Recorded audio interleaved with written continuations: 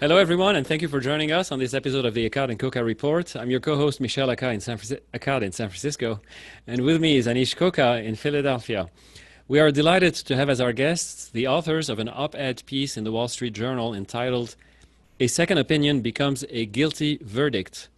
Kyle Clark and Andrew George are attorneys for the global law firm Baker Botts, LLP, and are based in Washington, D.C. They specialize in white-collar crime and in the defense of individuals and corporations accused of various kinds of fraud and criminal conduct, including physicians and hospitals who may be suspected, as described in their op-ed, of defrauding the Medicare system, which of course is a federal crime that carries with it a very heavy or a very severe punishment. We are going to use the example of the case they describe to discuss more broadly the very complex topic of professional regulation, malpractice, and fraud in healthcare. Kyle and Andrew, welcome to the show. Thank you for having us. We're delighted to have Thanks you. for having us. Yes. I'm going to let one of you give us the synopsis of this case that you described in your op-ed. Kyle, go ahead. Great. So I'll get started, and thank you for the introduction. As you said, Andrew and I are both criminal defense lawyers at the law firm Baker Botts, and we do spend most of our time on white-collar cases. And the way that we explain it to folks is that in criminal cases, standard criminal case, the people investigating normally know that a crime has been committed. The big question in those cases is who committed the crime, the who did it. In white-collar cases, it's a little different. Typically, you know exactly who did the action, the who did it. The question is whether it was a crime or whether it was just another day at work for that person. And as you said, we got involved in this case, and I want to talk a little bit about it, the op-ed that we wrote for the Wall Street Journal. But it's more than 7 years ago now. Andrew and I were hired as part of a federal investigation that was focused on an entire hospital. And there were allegations that the entire cardiology department at that hospital was engaged in healthcare fraud. And, Andrew and I are familiar with fraud allegations. It's what we build our practice in defending. And so as we started out with the case, our reaction was, well, we know what fraud is. In this context, it would mean generally billing for something you didn't do, a service you didn't provide, equipment that was never delivered, something like that. And as we got started in the case and were reacting to the government's allegations, we expected them to make similar allegations, perhaps that the doctors were billing for procedures that they hadn't performed, or upcoding and billing for procedures that were more expensive than the ones they actually did. And what we found was something very different. Have sort of picked up the nomenclature of calling them medical necessity cases. And the basic allegation is this: the procedure was done, it was billed appropriately, coded appropriately, but the government has taken a look at it and they've determined that the procedure should not have been done, was not medically necessary, and that it was so obvious that the doctor performing it knew or absolutely should have known that the procedure was unnecessary, which is the difference for the government between a crime or what the rest of us think of as potentially a malpractice case. Performing a procedure, if you did it poorly and someone were harmed, perhaps you could be sued. But these are very different cases. They're cases of second-guessing medical judgment. And it was new for us 7 years ago. But I will tell you, and we can talk about it, the first thing we did as lawyers love to read and love to research. The first thing we did was decide, was this the first case? And we found out very quickly the answer was no. Let me ask you first, what tipped off the government in this particular case? Or how did they get to investigate this cardiologist or the cardiology department? Sure. So very, very good question. The government is always careful about explaining in detail how it found out about anything in particular. But and if you read our op-ed, you'll know you'll know the ending, which is that at least one doctor was charged criminally. And as part of that trial, the government had to say much more about how they came about it. Our understanding is combination of studying statistics and looking for outliers among hospitals, among practitioners. But the government also mentioned that it was reacting to patient complaints and Andrew can correct me here, that had been submitted through the state licensure board at some point. That's right. What you remember, Andrew? Yes, that's right. Though I understand those complaints may have been submitted long before the investigation started. But you don't know much more about those patient complaints or whether they led to regular malpractice suits against the doctor and that sort of thing. So it's a good question. And this happens sometimes in criminal cases where there will be follow-on civil lawsuits, both by the government or by patients. And I don't know whether those complaining patients are part of the group of patients who have now sued this hospital and sued a number of these doctors. But as Andrew said, our understanding was that those allegations had been made perhaps 2 or 3, maybe even 4 years prior to the government officially opening its investigation and issuing subpoenas to the hospital. Okay. So you said that this is not the first case that there's, and let's make it perhaps a little bit more specific. This is the allegation was that the cardiologist was inserting stents, coronary stents, right, that were not needed or unnecessary stenting. Were there other kinds of allegations? Go ahead, Andrew. It was a combination of 2 allegations that both tied to what you just said. So the allegation was that Dr. Paulus looked at a patient's angiogram, misdescribed the size of the blockage, so he said something that was false in his records, and then went ahead and did the procedure, which was medically unnecessary. And so he was charged with making healthcare false statements and with healthcare fraud. That's interesting, because how do you get inside the mind of the doctor to know whether or not he's somebody that genuinely genuinely reads things a certain way versus knowing that he is in his mind seeing a 30% lesion, but he is then falsely calling it 70%. That's an important distinction, correct? How does the law see inside of the mind of the cardiologist? So we had the same question at the beginning of our case, which is, how do you know that what he's saying he knew was false? And the government's answer to that is, well, we know that because we know what the level of variability is in interventional cardiology. We know that 2 cardiologists, properly trained, will not disagree with each other about the percentage of the blockage of the artery by more than 10 to 20%. So therefore, if we have hired an honest doctor, which we have, an honest, well-qualified doctor, to review a procedure, and that doctor finds a procedure where a patient received a stent but only had a blockage of 30% or less, and the doctor we're investigating wrote down that the blockage was 70% or more, he could not have been telling the truth. He has to have been lying. So how many witnesses on the government side were there reviewing the angiograms, or was there just one? I don't know that we know the full number. We know that 2 testified. Is that right, Kyle? That's right. So the way the government pursued this case, and it's fairly typical for the government to do this, they had experts who were assisting them before trial. And the government is not required to disclose that information to the defense or to anyone else. Those are called consulting experts. But what the government did at trial was they relied on 2 expert witnesses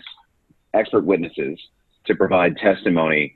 And then what they did is they went back in the history of the hospital and they found, I believe it was 1 or 2 referring physicians and several other former cardiology colleagues of Dr. Paulus, and they had them testify as well it's an interesting debate legally. It's not as interesting medically as to whether they were testifying as experts or whether they were testifying as folks who had knowledge of the events at the time. But so they had 2 specific experts, and then I believe it was 5 fact witness cardiology witnesses. So I want to get to what the Sixth Circuit Court said, but could you just, I forget where we are. So could we just summarize? So there was a cardiologist that was billing at a very high rate. It appears from my reading that he was maybe the top biller in the country, and there were some complaints that were generated. An investigation was started. It went to some court where he was initially found guilty. Is that correct? I'm sorry if I'm. No, it's complicated. Yeah. So first of all, Walk us through like just the timeline of where we are now, and then I want to go back to some of the interesting things that came out. So let me point out one aspect of the point that you just mentioned, which is that he was very busy. He was very busy. There's no doubt. Importantly, though, being busy in terms of doing a lot of caths, as you know, is a very different thing from being busy in terms of stenting a lot of people who you give caths. Right. And our understanding is that he was cathing a lot of people because this hospital was the premier heart center in Ashland, Kentucky, and the tri-state area of eastern Kentucky, southern Ohio, and West Virginia. Right. It's a very sick area. And so there was no, that statement is not. I was certainly on the same page that I understand. high volume people doesn't necessarily mean that inappropriate. So then procedurally in the case, yes, he was indicted. Okay. After his indictment, his lawyers filed a motion to dismiss, arguing that cardiology or angiography is too subjective to determine whether or not a statement is true or false. The judge denied that motion, and so the case went to trial. This is all at the federal level? All at the federal level in the Eastern District of Kentucky. Okay. And the judge denied the motion. They went to trial, and the jury convicted Dr. Paulus on some of the counts against him. After that conviction, his lawyers did what every criminal defense lawyer does and filed a motion for an acquittal. The difference here was that they actually won that motion. And the judge came in over the jury and said, no, this is too subjective, and entered an acquittal in the case. The thing is, though, when a judge does that, the government gets to appeal. And so the government then appealed that case to the Sixth Circuit. The Sixth Circuit had just decided, at the time when it finally heard the Paulus case, it had just decided in another case of Dr. Harry Prasad that this very question of whether or not cardiology can be, or angiography can be subject to a truth or falsity determination. Does it find facts? And so after the Sixth Circuit had made that finding in Prasad, it wasn't too hard for it to apply that finding in Paulus, though we can talk more about whether that was appropriate. But that's what it did. It reversed the entry of an acquittal by the judge. And so Dr. Paulus has now been convicted of healthcare fraud and false statements, and his sentencing is set for March. How many counts total, or how many cases was it like 30 or 50 or 5, or can you give us an idea, Kyle? Yeah, it's a good question. So, in most of these cases, the way that the government starts is they get a broad look at cases by subpoenaing all records over a period of time. And then they're able to pick and choose among those which to charge. In Dr. Paulus's case, what we know from the indictment, from the actual charging document with the government, is that they did pick a handful of procedures done over a several-year period and brought those as independent counts in the indictment. What makes it hard to answer your question is the first count of the indictment, and the government does this frequently, was this broad-reaching allegation that said, course of this period of time, years, that they alleged that Dr. Paulus had committed fraud numerous occasions, and they didn't provide details as to what specific procedures. It led the lawyers to file a number of motions asking for more detail from the government, saying you can't just tell us that over the course of 5 years that I allegedly did bad things.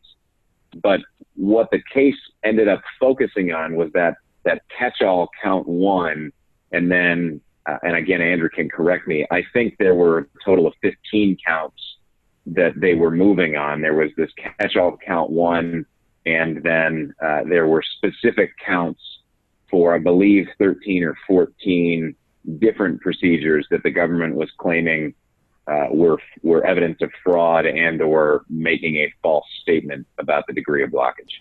And probably out of hundreds of cases that this doctor does per year, if he's a very busy interventional cardiologist, it's probably in the, it's easily in the hundreds. Just to give the audience a frame of reference. That's right. No question, and it's something that from our perspective, the difficult part in the law is you both are right that that's a good thing to talk about. And we saw this, Andrew and I saw some of this in response to the op-ed that we published, where doctors were saying, well, the vast majority of the time we agree with each other. And as lawyers, we have to step back and say, even if that were true, and as you see from our op-ed, we argue a little differently, but even if that were true, what's the definition of vast majority? Is it 90% of the time, 95% of the time?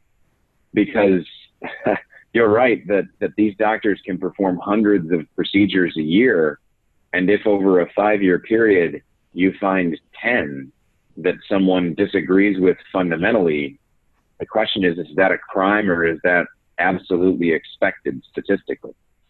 Yeah, the thing with the op-ed was that the op-ed laid it out as if there were, any government expert, any one government expert that could be found that would interpret things differently, meaning essentially a second opinion, right? A second opinion is just one doctor. You don't go see, a panel of 10 doctors to get a second opinion. Any other doctor that the government brings as an expert witness, if they disagree, now all of a sudden, the original doctor not only is wrong, but oh my God, this is like a criminal charge, which on the face of it is just crazy to the vast majority of us as physicians. So I just want to make sure we get this right, because the Sixth Circuit seems to say in their opinion, or in their, what is it called? Is it called an opinion, or is it called what do you call it? You got it. Yeah. That the government presented a phalanx of experts. There was a whole group of experts, and they cite, all these different experts. I don't know, Dr. Ragosta's testimony, and he reviewed 62 patients. Dr. Morrison's testimony, where he reviewed a number of patients. And they, and it goes down the line where it seems like a number of different physicians reviewed different cases independently, and they all got separate interpretations. So it certainly would appear that, if you told me that, it would appear that this is a physician who perhaps isn't in step with the larger consensus opinion. But so that may be the case, but that being said, what I'm stunned by is the idea that we touched on before, that you have to prove that, or correct me if I'm wrong, is it true that you have to prove that the physician is not just giving one opinion, but the fact that he's making a false statement? Is that correct? Can you criminally indict somebody and sentence them to jail if somebody says the wrong thing? Says the wrong thing, meaning has a different opinion. I'm sorry, I'm being not clear. It's one of the most common types of federal crimes, is making a false statement under certain circumstances, right? So if you lie to an FBI agent, right? We hear about that in the news from time to Right. time. Right. If you lie to an FBI agent, that's a crime. Right. If you lie to a federal prosecutor, that's a crime. If you lie in a medical record, that's a crime. And the question is how you prove it. Right. Right. So that's what we come back to. So how do you prove it? But the question I'm asking is if it's not, if you're not lying, meaning if you're saying something that is of a different opinion and you believe it, and maybe you're wrong relative to 10 other experts, is it a crime for you to have a different opinion from 10 other people? I mean, if you're incompetent, let's say you're incompetent and you don't know how to read angiograms, right? Does that become a crime? Yeah, exactly. No. That's not a crime. The problem is, how do you prove that? No, you're right. That if you genuinely believe what you write, then you have committed no crime. You have not made a false statement. What you've said isn't false to you. It's a subjective question. What you've said isn't false to you. And so you have committed no crime. The problem is that no one would say that Dr. Paulus was a qualified cardiologist, and no one questioned his competence. And so he has the jury wasn't satisfied with his defense that this is what I really thought. Yeah, so how can you possibly, I mean, you guys have to explain to me then, how is the legal system getting inside doctors' minds to know whether or not the doctor is making a false statement or not, in terms of whether or not they viewed an angiogram as 30% or 70%. By the way, just 3 weeks ago, there was a poll on a certain angiogram on Twitter, all right? And the foremost experts in the world on Twitter were off by like, one person said 50%, the other person said, 70 or 80%. I mean, there's clearly a significant amount of variability, even among, academic, highly, these are folks that are constantly in conferences and teaching, teaching folks all the time. So how can you tell us what the legal system has come up with to say, all right, this person is making a false statement about, this isn't just a different opinion, this is a false statement that they're making. How did they do that? What's the precedent? Sure, we can definitely do that. I'm glad that you teed it up that way, because that is the core of the problem with what the law has done with your profession. And it's why Andrew and I are so incensed as we've learned more and more about your profession, because the way the law approached it was they started out and they said, well, medicine is complicated. And I mentioned at the beginning that Andrew and I went all the way back and researched where the government started these cases. And the answer comes from where they started the cases. They started them in 2009 down in Louisiana. And the federal prosecutor there actually gave an interview after she convicted the doctor. And they asked her that question. They said, how do you get in the mind of a doctor? How do you know that he was lying rather than just that he got it wrong? And I'm going to paraphrase her response, but her response was to the effect that, well, we didn't think we could ever do it because it's so hard to get in the mind of someone like that. But then somebody explained cardiology to me, the prosecutor. And when she heard about angiograms, she did what a lot of lawyers do. She translated it to what made sense to her. And she said, I have a video of the crime. And that was her comment, that the angiograms became a video of the crime. And her rationale for that, which is the same rationale the government has used since 2009, is it's a video that shows the procedure. We all know it's a collection of images, but a video that shows the procedure. And because the government believes and has said repeatedly in court and has convinced judges at district levels, so trial court levels, and also at appellate levels, that cardiologists won't disagree with each other on an angiogram reading by more than 20%, that's how you prove that a competent cardiologist knew they were lying, is you look at their cases, you get comfortable that they're competent. And this goes back to the notion that the vast majority of the time you may agree with each other.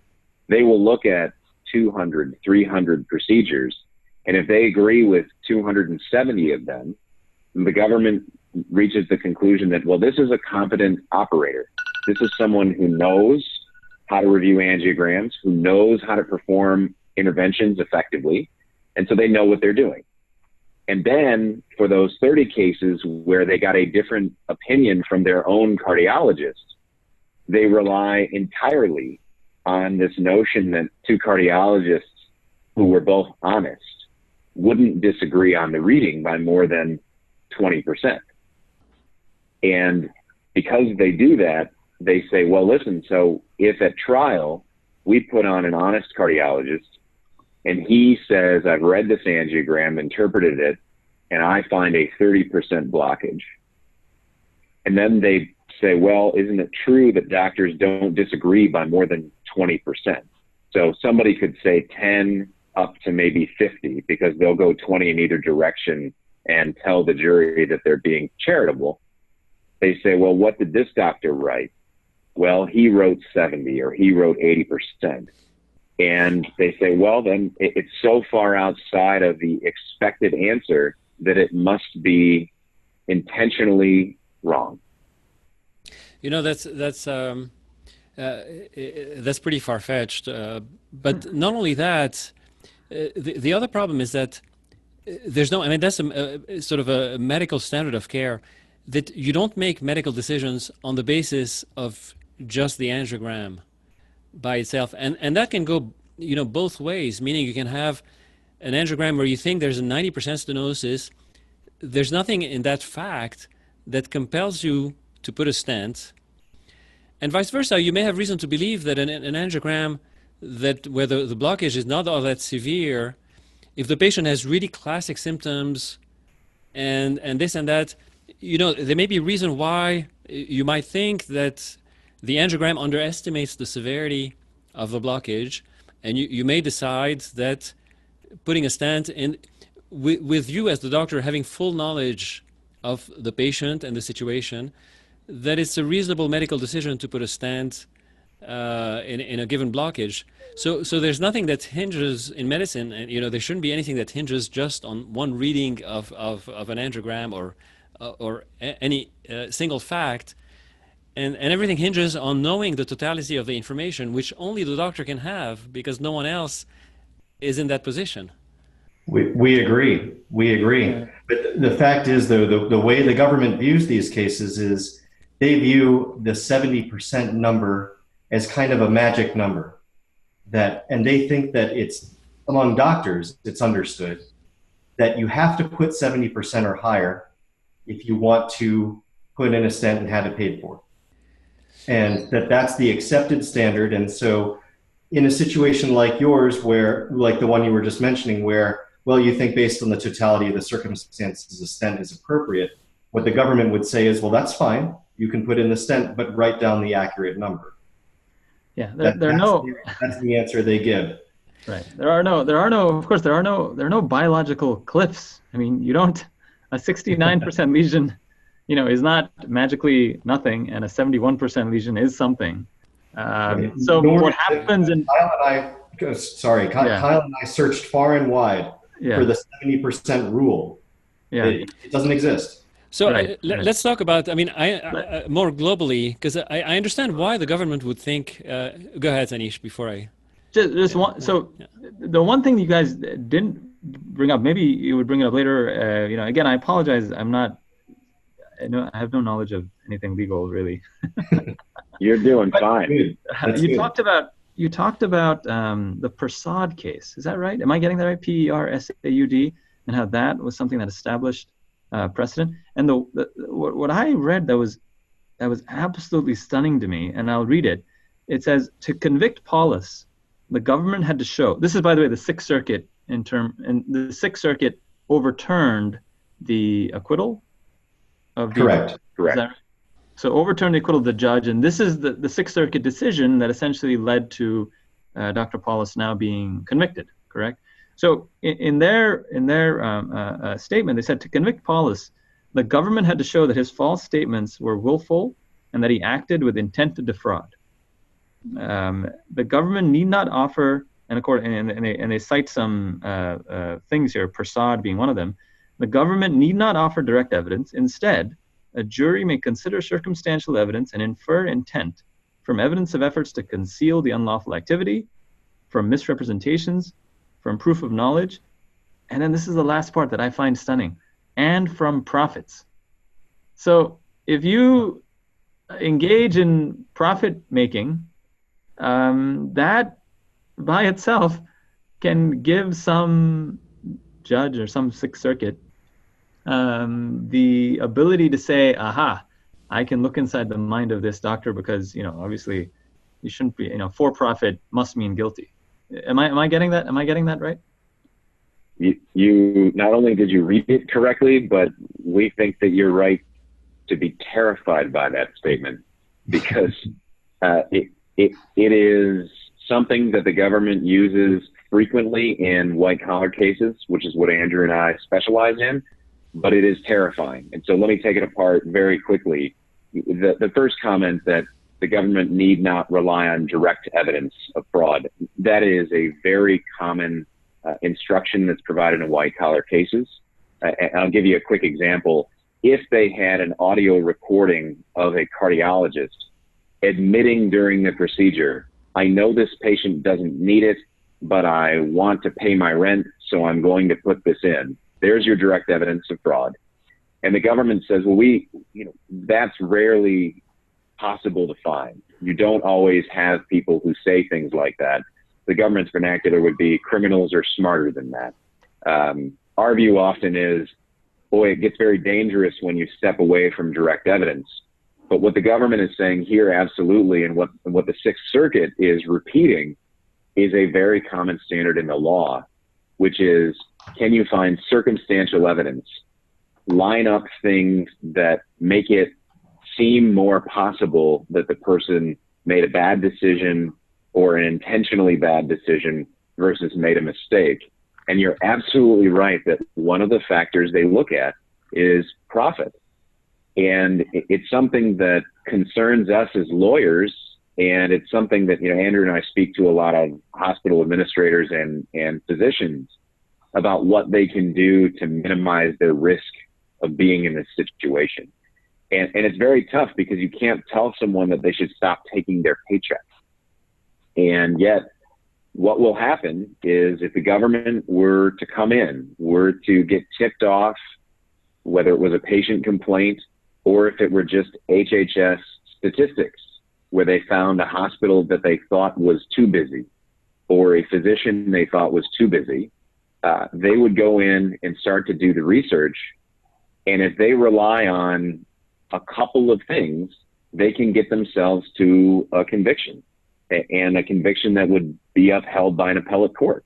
They need another competent physician who disagrees with the decision that was made and is willing to say, I don't think any competent, honest physician would have made that decision. Now, that's a very hard standard to define. And then they need something else typically, although not always. But what they often do is they will put in evidence of your employment agreement or of your retirement account, and the fact that it grew over a period of 5 years or 10 years, which is everyone's hope, I think, that your retirement account will grow. But they say, well, there's the motive. The motive is that he was trying to earn more money.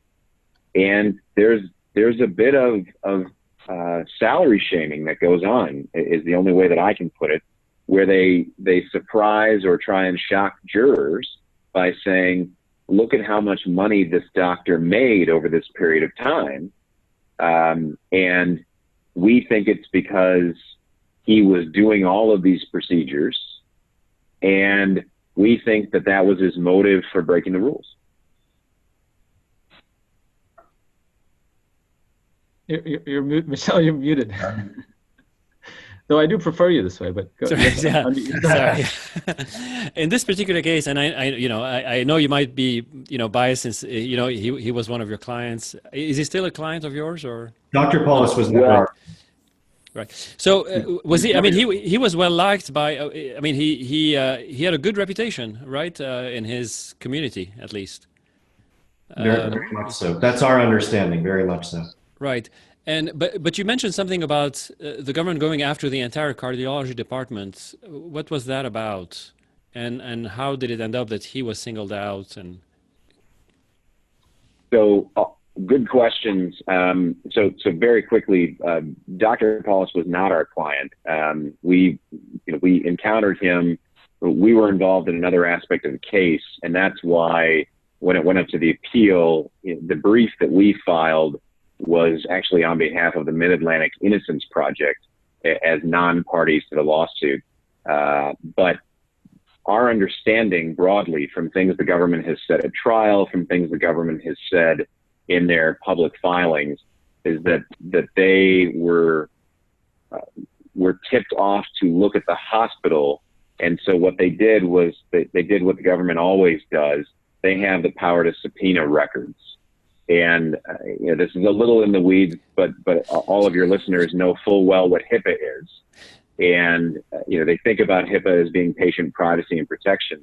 There's another component of HIPAA, though, that's very important to the government, and that is it gives federal prosecutors the right to issue subpoenas without going to a grand jury. So they can do them faster, they can do them much more easily, and they can collect vast amounts of records from a hospital, from a provider, on almost anyone they want to. They can say, give us all of the cardiology records for all interventionalists over the last 5 years.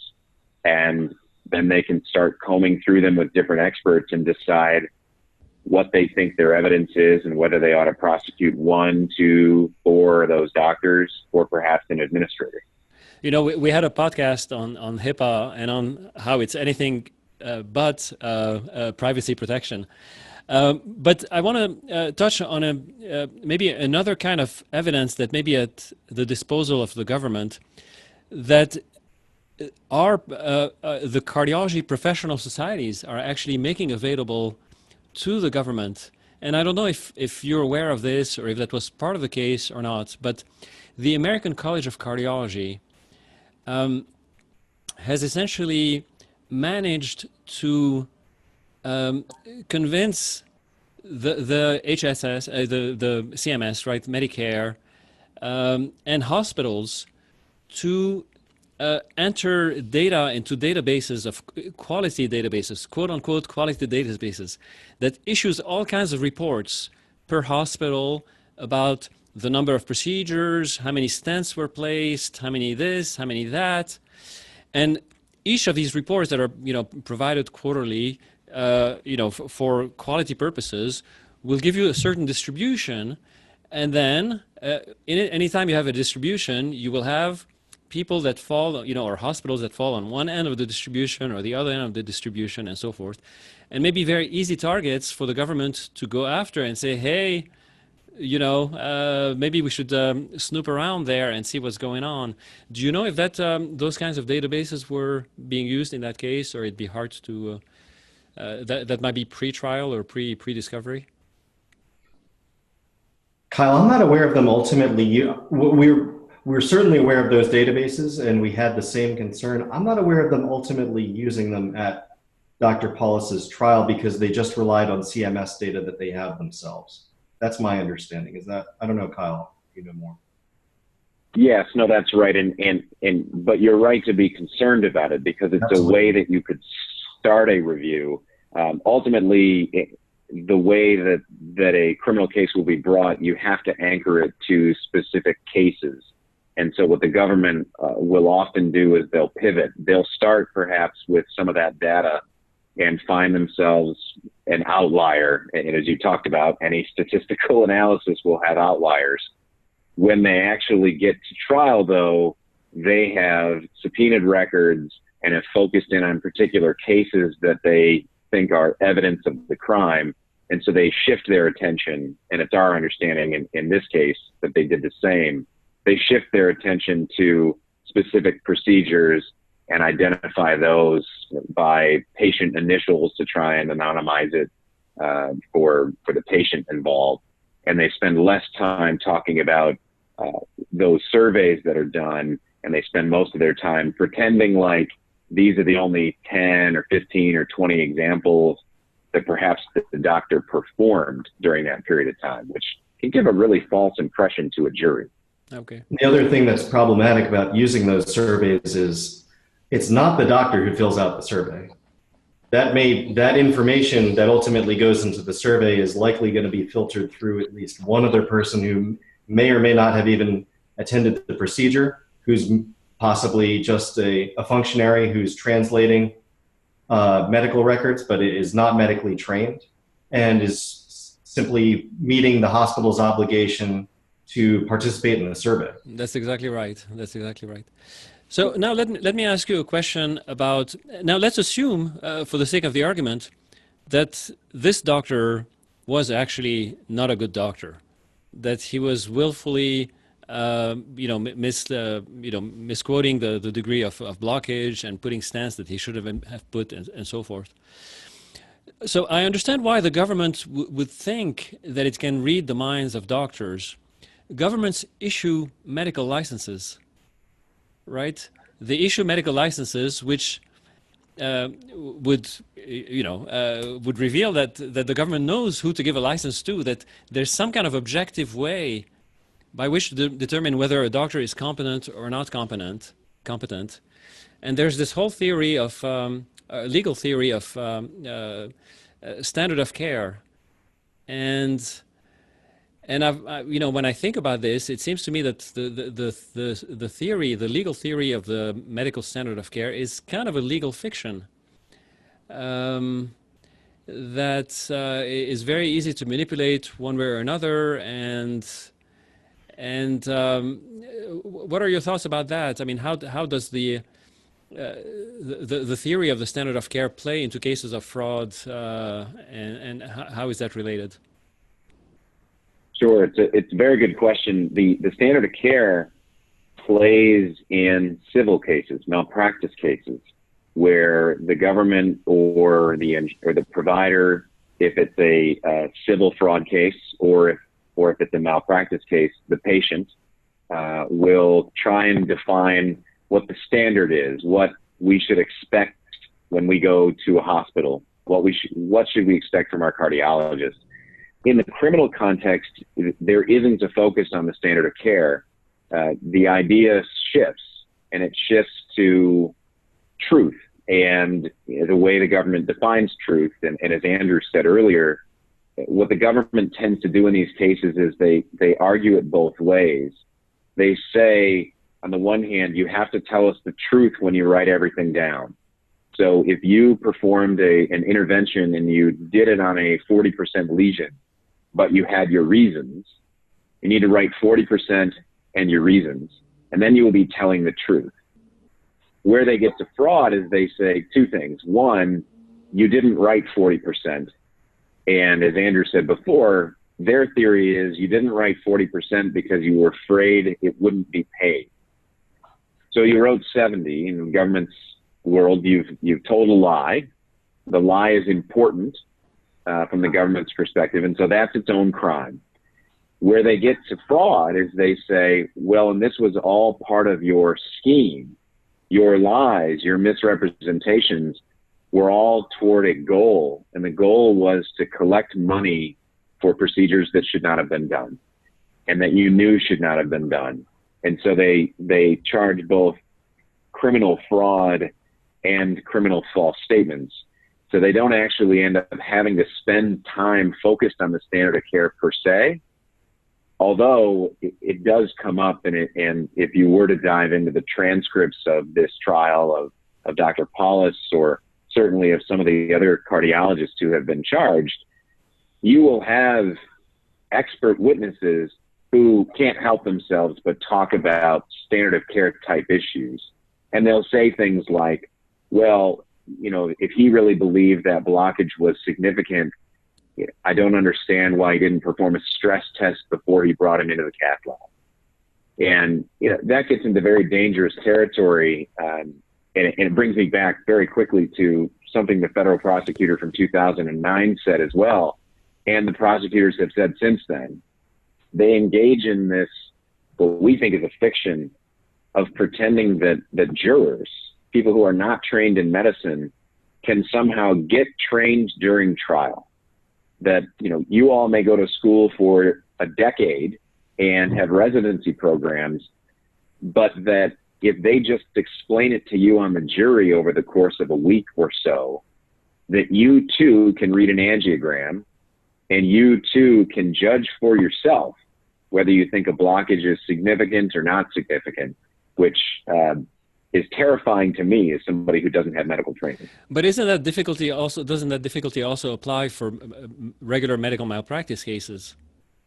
Yeah. If they are judged on the basis of, because I mean, determining the standard, whether a doctor meets the standard of care or not, it's a little bit, I mean, you know, the same sort of work has to be done by the jury, right? To put themselves in the mind of the doctor and judging whether the actions of the doctor are sufficiently deviated from the community standard of care, however it's defined, you know, by the prosecution's expert witnesses and so forth. Well, the big difference is that in a medical malpractice case, you're not so much focused on the doctor's intent as whether or not what the doctor did was appropriate. All right. Whereas in a criminal case, the question is, did that doctor know he was lying? Did he know he was doing something that wasn't necessary? That's the big difference. Yeah. So a couple of a bunch of the comments that I saw, just to kind of try to address those, is that, and again, to kind of drive home the point that, you know, we're talking to two criminal lawyers here. We're talking about a physician that has been sentenced, or sorry, he's not sentenced yet, but he's going to go for sentencing. But we're talking about jail time. We're talking about, you know, maybe 10, 20 years of time. So it's not that a lot of the comments that I saw refer to the fact that, look, clearly he was reading things in a way that perhaps we can question the competence of what he was doing. I mean, if what I'm reading as a normal echocardiogram, 90% of other cardiologists are saying that is a severely abnormal echocardiogram, or vice versa. You know, I'm going to question myself in terms of what I need some type of retraining or something, because I shouldn't be that off from 90% of cardiologists in terms of whatnot. But that's a whole separate level in terms of where we're going. That requires, like, you know, the hospital, the medical staff, perhaps there's interventions that should take place there. But what we're talking about here, in response to many of the comments about, like, well, clearly he was doing egregious stuff and clearly he was doing things that was inappropriate, is that this should not be, it is crazy. It is just crazy to me that this is a criminal charge where somebody is going to go to jail for not practicing, for having opinions that may be different, or for having a questionable level of competence. They also bring up on the comment side the idea that he didn't do confirmatory testing. You know, there are two tests that are commonly now done, something called IVUS, which is an intracoronary ultrasound of the coronaries. There's also something called FFR, where you place a wire down the coronaries and give some type of dilator and measure pressures before and after the lesion, and that spits out a nice number. And that number, that cliff is 0.8. And so, but of course, you know, and I'm sure, and I saw a lot of this in comments as well, that a lot of cardiologists, once they see this, are going to say, you know what, if we have to send anything that's like close to that magic 70% number, we're going to do an FFR. That, you know, doing an FFR in every case, you know, will result in some complications. Doing an IVUS in every case will result in some complications. So there are downstream effects from this that cardiologists are going to implement that are not going to be good and benign for patients. So well, I think. Sure. Yeah. Well, I think we agree with that. A few points on what you just said. So in this case, Dr. Paulus actually did do IVUS quite often. He did not do FFR, but these cases were mostly from, I can go back and look at the indictment, but let me see what, these are from 2010, 2011. Many of the doctors, the commenters who were commenting that they would do FFR, I don't know whether they would have been doing FFR back then. Back then, yeah, that's a good point. It's a very good point. He did do IVUS in quite a few cases, and nonetheless, those cases were also charged in the indictment. Did they review the IVUS images also, or I mean, did they get the juries to be experts in IVUS imaging also? Well, unfortunately, in this case, the hospital did not correctly preserve the IVUS images. And so in some cases, the films were preserved, but without the measurements. In other cases, there was no film to review. But nonetheless, the government's response in the IVUS cases would be, well, we can tell from the angiogram that there was no basis to do an IVUS. And similarly, going back to the point you were making before, that, well, you should have done follow-on confirmatory testing. That may or may not be true, and that's an honest conversation that can be had between two doctors, but it's not a criminal case. That's not a criminal matter. Right. And so going back then one step further to the point of, okay, well, you mentioned an EKG, right? Okay, so if your EKG reading is 90% off what some other doctor's EKG reading, that would cause you concern. We don't disagree with that, but angiography, respectfully, as we understand it, angiography is different. And that's really what our brief at the Sixth Circuit and what our Wall Street Journal piece was about, was that, look, we've seen this with our own eyes. You show two competent, honest doctors the same angiogram, and they may well disagree by 90%. We've seen it happen ourselves. Yeah. It's not a confidence thing. It's that they just read them differently. Because there's a lot there certainly is a lot of variability, and we're faced with that all the time, and in gray zone areas we see this all the time. But nonetheless, if you reviewed 1,000 of my echoes and I was calling an ejection fraction, meaning how well the heart pumps at severe cardiomyopathy, ejection fraction is 15%, and 90% of the time a panel of 9 echocardiographers looked at the ones that I called severe and said these were normal, I would be like, holy cannoli, I don't know what abnormal is anymore. Meaning, and again, so and angiograms are certainly, there's variability between 70% and 50%. But again, if you review 100 cases and a large percentage of the time, a bunch of panelists are saying, hey, this is not severe. That certainly is suggestive that there may be some issues. That doesn't mean that it's inappropriate to do certain therapies. As Michelle is saying, the angiogram is not, in counter to what somebody else said, or whoever used this as a reference said, angiogram is not video of the crime. I mean, an angiogram by itself is somewhat meaningless. You need the whole context. But I can't get away from the fact that this is just egregious, unbelievable terribleness that I couldn't imagine really existed. I mean, this is creating a lower bar of evidence to get a prosecution. And I am 100% confident that when people wake up from whatever nightmare these folks are living in the judiciary, that this will be regarded as a great example of historical prosecutorial misconduct. I mean, it's just ridiculous. I can't. Right. Although I'm not so optimistic, but let me, we need to wrap up. Let me perhaps summarize a little bit this story. Here's a doctor who probably does hundreds of cases, and over a 5-year period did maybe thousands of cases. The government was able to identify out of those thousands of cases 13, 14, 15 cases, and pull those cases and determine that the judgment of the doctor was knowingly falsely stated in the medical record, and as a result of that, he knowingly did a procedure that was quote unquote medically unnecessary, even though, so far as we know, there's no evidence that the patients themselves felt mistreated or were mistreated or complained about it. I mean, this doctor may have had some malpractice claims, but those are not connected to these 15 counts, right? So do I have it correctly, or?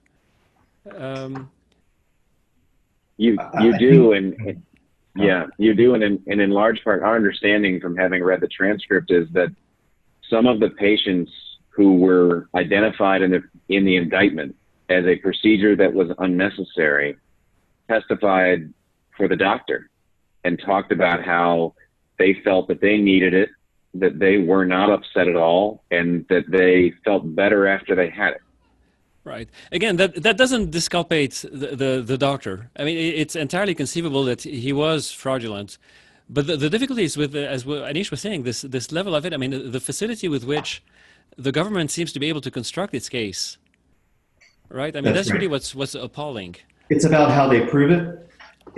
That's right. It's about how they make their case. It's absolutely conceivable. I mean, there are plenty of incentives in the system for fraud. Right. And things happen. And that's the difficulty because, we see, I mean, there's, there's plenty of abuse, here and there, everywhere. But at the same time, it's very, very difficult to make the case and to see the government being able to make its case with a very low bar of evidence for fraud, for something that really carries a very, very serious penalty, should really, it's kind of chilling. And I don't understand why doctors continue to have contracts with Medicare to provide and expose themselves, right, Anish? Right, exactly. Expose themselves to such a danger, because it's always, you never know when, they're going to come, and they can do this under any pretext they want. They can identify your hospital or your medical group from these statistical reporting surveys. They can identify it from billing counts, submissions, and so forth. It is absurd, and I'm also constantly amazed by fellow physicians, fellow cardiologists, that understanding the issues, understanding this is a criminal case, I don't understand how they go along with this on the other side. I'm always stunned that there are physicians that are. I mean, again, it's a criminal case. Are you literally helping a side that is saying that they can read into the intent of what the physician is saying? I don't. It's really incredibly chilling. And thank you both for writing that editorial. I had no idea that this was what was going on. I think it'll be incredibly enlightening for many. We will have a link, obviously, to the article. We'll link the article on our show notes. Are any of you guys, do you have blogs, or are you on Twitter or social media? You want us to put, or you want to tell your Twitter handles if you have any to the audience here, and we'll put those on the show notes. Or you keep a low profile? That's fine too. Okay. Well, we'll put any link that you want to forward on the show notes, and we thank you very, very much for sharing this case with us. It's really enlightening, and if another case like this comes on, we definitely will call on you for your expertise. It's a pleasure talking with you. Yes, thank you both very much for taking the time. Okay. Thanks Bye again. bye.